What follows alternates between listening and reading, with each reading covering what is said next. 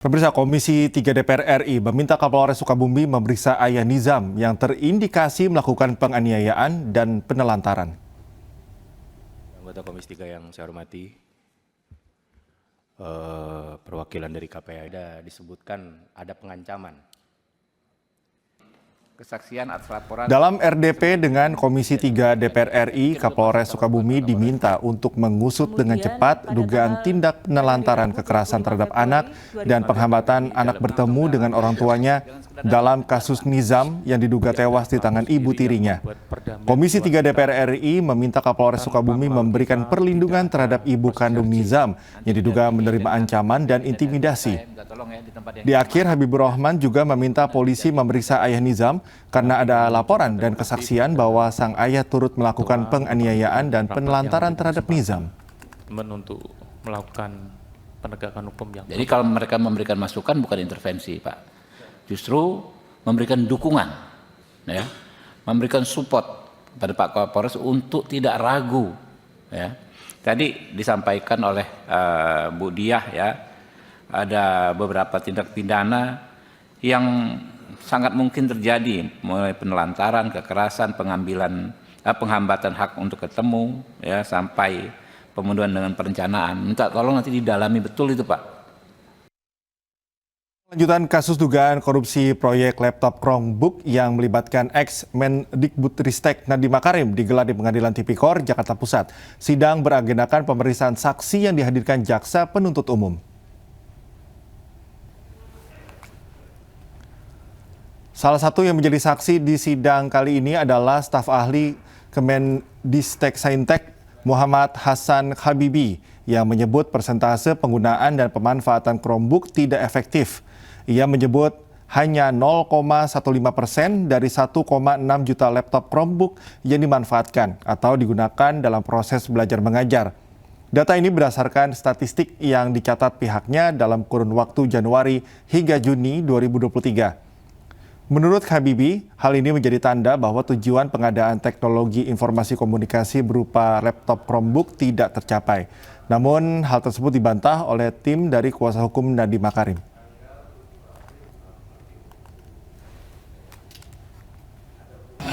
Itu data dia bikin aja. Jadi ada data 12 bulan diambil cuma 6 bulan. Nanti kalau ditanya begitu dia harus mengungkapkan data yang benar, dia tuh agak kedip-kedip gitu, gagap. Ya, gagapnya kumat gitu. Nah, jadi ini juga kita menyadarilah bahwa pengadilan ini adalah bukan untuk saling mengalahkan. Bukan, tapi untuk mengungkapkan apa kebenaran yang ada. Ya. Dan semua sudah disumpah, ini bulan puasa. Setan itu bulan puasa dibelenggu, gitu. Jadi kalau ada hal-hal yang zolim, ya siapa yang jadi setan itu? Nah, jadi sudah jelas tidak ada kemahalan tadi. Range harga, walaupun dia mencoba mengelak kiri kanan nggak mau menjawab, akhirnya dia menjawab tidak ada kemahalan. Efektivitas, walaupun dia mencoba dikasih data yang kurang, akhirnya karena Tuhan memberikan rahmatnya sebelum buka ini, dibuka tuh oleh Tuhan data yang benarnya. Nggak bisa mengelak juga dia bahwa penggunaan Chrome berdasarkan dashboard yang resmi sudah sangat efektif. Ya. Sudah diaudit. AKM bisa. Guru pakai 58%, murid pakai 55%. Dan untuk mengetahui informasi terkini, kami sudah terhubung dengan jurnalis iNews Ahmad Muharlin di Pengadilan Tipikor Jakarta Pusat. Selamat malam Muharlin. Bagaimana perkembangan terkini dari seluruh rangkaian sidang terhadap Nadiem Makarim?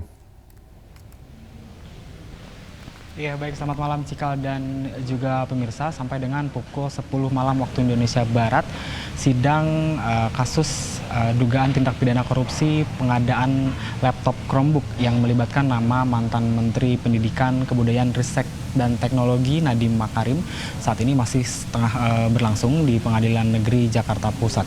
Agenda sidang hari ini, Cikal dan juga pemirsa, yakni pemeriksaan atau mendengarkan keterangan saksi yang dihadirkan oleh Jaksa Penuntut Umum. Sebanyak 11 orang saksi turut dihadirkan oleh Jaksa Penuntut Umum untuk dimintai keterangannya di hadapan hakim sidang. Dan dari 11 orang saksi yang hadir pada hari ini, Cikal dan juga pemirsa, salah satu saksi atas nama Hasan Habibie yang merupakan staf di Kementerian Dikti Saintek memberikan keterangannya terkait dengan dirinya menyatakan terkait dengan persentase penggunaan dan pemanfaatan laptop Chromebook yang dirinya menilai penggunaan tersebut dinilai tidak efektif, yang mana dirinya mengungkapkan hanya sebanyak 0,15% dari 1,6 juta laptop Chromebook yang digunakan untuk kegiatan belajar mengajar. Namun hal tersebut justru dibantah oleh kuasa hukum Nadiem Makarim yang tadi menyebut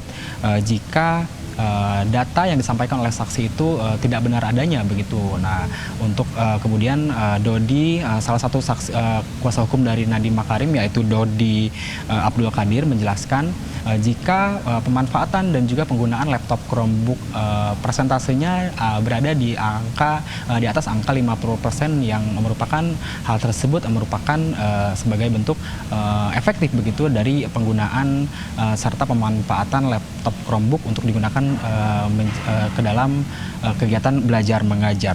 Kemudian saksi yang lain merupakan mantan Sekjen Kemendikbudristek Didik Soehardi juga memberikan keterangannya terkait pencopotan dirinya pada saat dirinya menjabat pada masa itu. Dan Cika dan juga pemirsa, sidang masih berlangsung dan kami pun masih terus memantau proses berjalannya sidang dari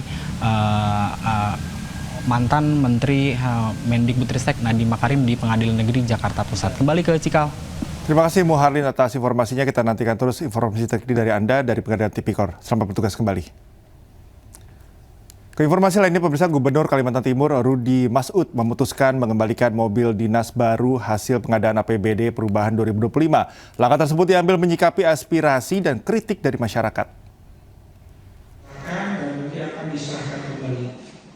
Mobil seharga 8,5 miliar ini akan dikembalikan Gubernur Kalimantan Timur Rudy Masud setelah mendapat kritik dari masyarakat.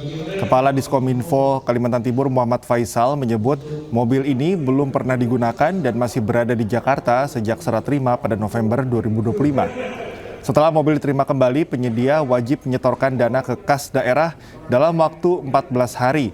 Sementara itu, Gubernur akan menggunakan mobil dinas lama untuk operasional. Kemudian pihak penyedia membalas surat kami bersedia menerima kembali mobil itu, maka akan dilakukanlah serah terima barang. Berarti ada berita acara serah terima barang. Insya Allah akan dilaksanakan nanti 1-2 hari ini di Jakarta.